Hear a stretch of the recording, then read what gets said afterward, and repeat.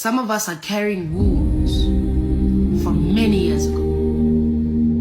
Some of us are living our lives through the experience of the wounds and the pains that we've gone through. Whether it's childhood wounds, whether it's wounds that we experienced in our varsity and youth days, whether it's in our elderly lives.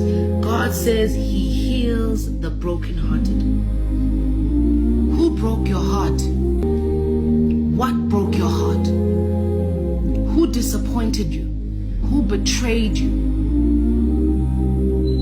Who broke your heart? See, the thing about wounds that even if they covered up, it doesn't mean that they healed. In fact, if you don't do it right, you covering up in some instances can cause them to get an infection because they need air to heal out. They need the Holy Spirit to breathe all over them. And some of us have covered these wounds. We've covered them with our careers. We've covered them with our successes. We've covered it with the new boyfriend. We've covered it with the new girlfriend. We've covered it with the new wife. We've covered it with the new husband. We've covered it with the new child. We've covered it with the new job. We've covered it with the living in a new town. We've covered it in the new experience that we had. And the Holy Spirit this morning is saying, I've got to breathe on it. Woo! It's got to air out. I've got to breathe on it.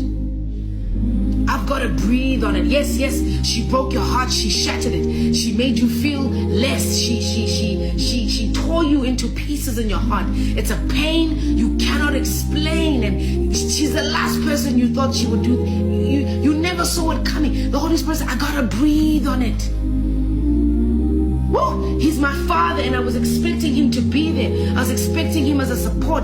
I was expecting Him as an anchor. I was expecting Him to stand up for me. And the Holy Spirit is saying, you've got to let me breathe on it.